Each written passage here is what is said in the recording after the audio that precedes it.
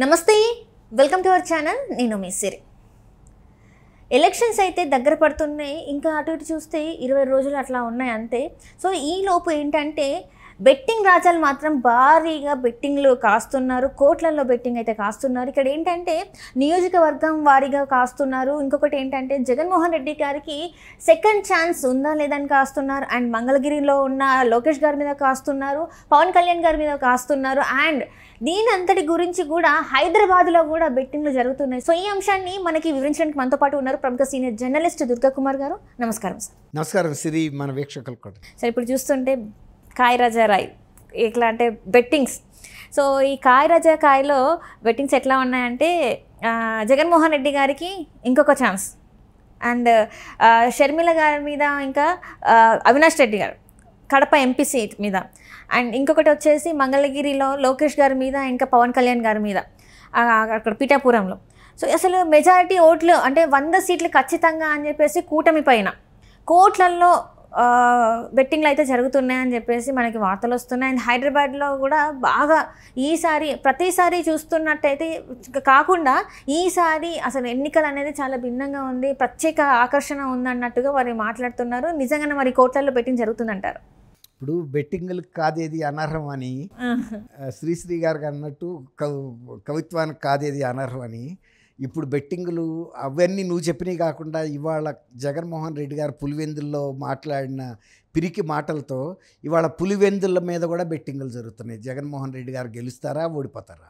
ఎందుకంటే ఆయన ఇవాళ ప్రజల ముందు గతంలో లాగా ధీటుగా మాట్లాడలేకపోయాడు. నా కుటుంబాన్ని చూసి, నా తండ్రిని చూసి అయినా ఓటేసి గెలిపించండి అనే పరిస్థితికి వచ్చింది. ఒక సంజాయిషి ఇచ్చినట్టు బెగ్గింగ్ లాగా పరిస్థితికి వచ్చింది. ఎందుకంటే ఆయనకి పులివెందుల్లో ఆయన చేసింది ఏం లేదు. ఆయన పెట్టిన ఒక చేపల అంగడి కూడా మూతపడిపోయింది. పెట్టిందే అది గొప్పగా చెప్పుకున్నాడు. ఎప్పుడన్నా పులివెందుల్లో చేపల అంగడి వస్తుందని మనం ఎవరమన్నా అనుకున్నామా అని వాళ్ళందరూ ఆశ్చర్యపోయారు. ఏంది పులివెందుల్లో చేపల అంగడి రావటం, ఈ రోడ్ల మీద ఫుట్పాత్ల మీద పెట్టి ఎక్కడ పడితే అక్కడ చేపలు అమ్ముతారు కదా, దానికి ఏదో పెద్ద అంగడి పెట్టాను, ఇదేదో పులివెందుల్లో ఎప్పుడు చేపలు ఎవరో తినలేదు, చూడలేదు, ఫస్ట్ టైం నేను ముఖ్యమంత్రి అయిన తర్వాత మన టౌన్కి తీసుకొచ్చాను అన్నట్టు చెప్పాడు. అందరూ నిశ్చేష్టలై చూశారు. ఆ తర్వాత అసలు అది నడిచింది కూడా లేదు, బంద్ అయిపోయింది. ఇవాళ ఆయన పరిస్థితి పులివెందుల్లోనే ఆఖరికి చెప్పాడు. పులివెందులు అంటే నమ్మకం, నేనంటే ప్రాణం, అది ఇది అని ఎంత వర్ణనలు చేశాడు. కడప జిల్లా అంటే ఒక ఇది, అది రాయలసీమ అని, నన్ను ప్రాణం ఇస్తారు నాకు అది అని. కానీ ఇవాళ పులివెందుల్లో ఆయన మాట్లాడిన మాటలు చూసిన తర్వాత అసలు ఆయనకి పులివెందుల్లో ఏమీ గ్రిప్పు లేదు. కేవలం మళ్ళీ ఆ దివంగత నేత అని మళ్ళీ తండ్రి పేరు ఇవాళ ఎత్తుతున్నాడు. ఈ మధ్యకాలంలో అసలు ఆయన పేరు ఎత్తిందే లేదు. ఆఖరికి ఆయన టీవీలో ఛానల్లో కూడా ఆయన ఫోటో తీసేసి అవును తీశాడు, అవన్నీ మనం చూసాం. అట్లాంటిది మళ్ళీ ఆ మహా దివంగత నేతని మళ్ళీ వాళ్ళ అక్కడ పులివెందుల్లో సెంటిమెంట్ రైజ్ చేయడానికి చూస్తే కూడా ఎవరు ప్రజలు స్పందించలా. ఎందుకు స్పందించలేదంటే నువ్వే మర్చిపోయావు, తర్వాత నువ్వు అసలు పులివెందుల్లో రావటం లేదు, పులివెందులతో కలిసి మాట్లాడింది లేదు, పులివెందుల ప్రజలతోనూ ఒకసారి సమావేశం ఏర్పాటు చేస్తే కూడా వాళ్ళంతా చెప్పారు, ఏదో నువ్వు పెద్ద చీఫ్ మినిస్టర్ అయ్యావని మా వాళ్ళలో ఏదో చిన్న చిన్న వర్కులు పంచాయతీ వాళ్ళు చేయమంటే చేస్తే ఇవాళకి మాకు బిల్లులు రాలేదు, మేము వడ్డీలు కట్టలేక చచ్చిపోతున్నామని. కొంతమంది అయితే అసలు ఆ మీటింగ్కి రాకూడదని మొహం తప్పించి మేము తిరుమల పాదయాత్రగా వెళ్తున్నాం కాబట్టి ఊళ్ళోనే లేమని చెప్పారు.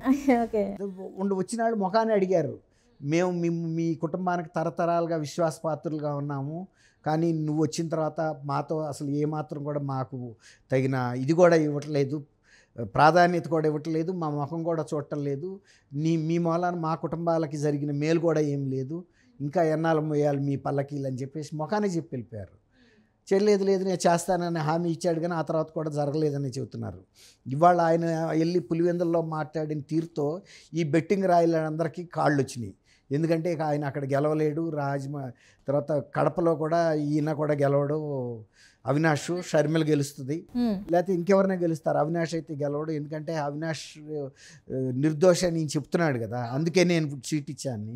ఇప్పుడు సొంత చిన్నమ్మాయి వాళ్ళు రాసింది, కుటుంబంలో వాళ్ళే చంపారు మీ చిన్నాన్ని, బయట వాళ్ళు ఎవరు చంపలేదు, ఆ కుటుంబంలో మన కుటుంబంలో వాళ్ళే వాళ్ళకి ప్రోత్సాహం ఇస్తున్నారు, వాళ్ళని మళ్ళీ సీట్ ఇచ్చి నువ్వు నిలబెట్టావు, నువ్వు వాళ్ళకి మద్దతు ఇస్తున్నావు, నీ సొంత చెల్లెళ్ళు నీ చిన్నాన్న కేసులో న్యాయం జరగాలని పోరాడుతున్న షర్మిలని, సునీతని మీ వాళ్ళు దుర్భాషలాడుతున్నారు, ఇష్టం వచ్చినట్టు మాట్లాడుతున్నారు. నీ సొంత పేపర్లో, నీ సొంత ఛానల్లో వాళ్ళ గురించి అవాకులు చవాకులు రాశావు. ఆఖరికి సునీతే హంతకురాలని కూడా రాశావు. మరి వాళ్ళ నీ సొంత చెల్లెల్నే నువ్వు ఇలాంటి పరిస్థితికి తీసుకొచ్చి రోడ్డు మీద వేస్తే అసలు ధర్మం న్యాయం ఎక్కడుంది? న్యాయం ఆళ్ళ వైపునుంది, సునీత్ వైపు, షర్మిల వైపు. నువ్వు కుటుంబంలో ఒక సభ్యుడిగా కాకపోయినా ఒక ముఖ్యమంత్రిగా, రాష్ట్రానికి తండ్రిగా నువ్వు న్యాయం ధర్మం వైపు ఉండు. ఇప్పటికైనా అందాం, ఇప్పటికైనా. ఇన్నాళ్ళ నుంచి లేవు, ఇప్పటికైనా నువ్వు గనక లేకపోతే నువ్వు ఏమైపోతావు అన్నట్టుగా ఒక రకంగా ఆవేదన, ఒక రకంగా శాపం, ఏమైనా జరగాలన్నంత ఆగ్రహంగా ఆమె లెటర్ రాసింది. దాని గురించి ఆయన ఏం ప్రస్తావించలేని పరిస్థితిలో ఉన్నాడు. ఎంతసేపు అవినాష్ గారి మీద ఆ ప్రాంతంలో ఎవరికి మంచి అభిప్రాయం లేదు. ఎందుకంటే వాళ్ళ తండ్రి వాళ్ళు అదే కేసులో జైల్లో ఉన్నాడు చాలా కాలంగా, నెలల తరబడి ఉన్నాడు. ఏ ప్రాథమిక సాక్ష్యాలు లేకుండా ఎవరిని నెలల తరబడి జైల్లో అయితే ఉంచలేదు. ఉన్నాడు అంటే పెరోల్ మీద, మధ్యలో హెల్త్ పెరోల్ మీద ఇచ్చారు.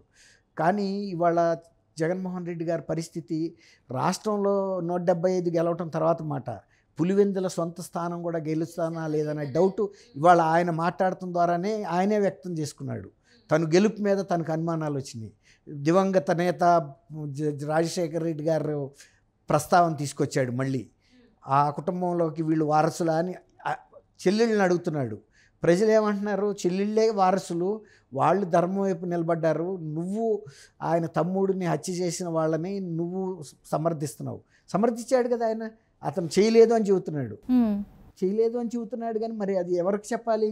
దర్యాప్తు సంస్థకు చెప్పాలి, న్యాయస్థానంలో చెప్పాలి. అక్కడికి ఎందుకు వెళ్ళట్లేదు ఈయన? ఇంతవరకు వెళ్ళి షర్మిలన్న వాంగ్మూలం ఇచ్చింది, మా చిన్నాన్న చంపింది ఫలానా వాళ్ళు, ఫలానా కారణం మూలానా నన్ను లోక్సభ నుంచి పోటీ చేయమని మా చిన్నాన్న ఒత్తిడి చేస్తున్నాడు. జగన్మోహన్ రెడ్డి మీద కూడా ఒత్తిడి చేస్తున్నాడు, ఈ సీటు బయట వాళ్ళకి ఇవ్వకూడదని. నేను అడ్డంగా ఉన్నా కాబట్టి మా చిన్నాన్నని లేపేశారు. ఇది మా చిన్నాన్న నాకు సపోర్ట్ చేస్తున్నాడు కాబట్టి ఆమె స్పష్టంగా వాంగ్మూలం ఇచ్చింది. కానీ ఈయన ఇవ్వాలి కదా, ఇవాళ ఇతను లేదని ఇవ్వాలి కదా. అవినాష్ రెడ్డి ఇందులో పాత్రధారి కాదు, వాళ్ళ కుటుంబానికి తెలియదు, చంపింది చంద్రబాబు నాయుడు, ఇంకెవరో నీ మనసులో ఎవరున్నారో చెబుతున్నావు కదా. జిల్లా మొత్తం తెలుసని, జిల్లా మొత్తం తెలిసినప్పుడు నీకు తెలవకుండా ఉండదు కదా. నీ మనసులో ఎవరున్నారో చెప్పు. జనంలో ఇప్పుడు ఇతని పేరైతే లేదన్నావు, వెళ్ళి వాంగ్మూలం ఇవ్వాలి కదా. చీఫ్ మినిస్టర్గా, ఒక పౌరుడిగా ఆమె కూడా ఏమడిగింది? నువ్వు ఈ కుటుంబ సభ్యుడిగా కాకపోయినా కనీసం నువ్వు ఒక ముఖ్యమంత్రిగా అన్న న్యాయం ఎవరైపు ఉందో చూసి న్యాయం చేయమంది. నీ అధికారాన్ని చిన్నాన్న కేసును ఆపటానికి ఉపయోగిస్తున్నావు, చెల్లెళ్ళ మీద దాష్టీకాలు చేయటానికి ఉపయోగిస్తున్నావు, చిన్నాన్న ఆత్మశాంతి కోసం దోషుల్ని శిక్షించడానికి సహకరించట్లేదు, నువ్వు ఈ కుటుంబ సభ్యుడివేనా అని అడిగింది. మరి ఆమె చేతులతో పెంచింది ఈయన చిన్నప్పటి నుంచి.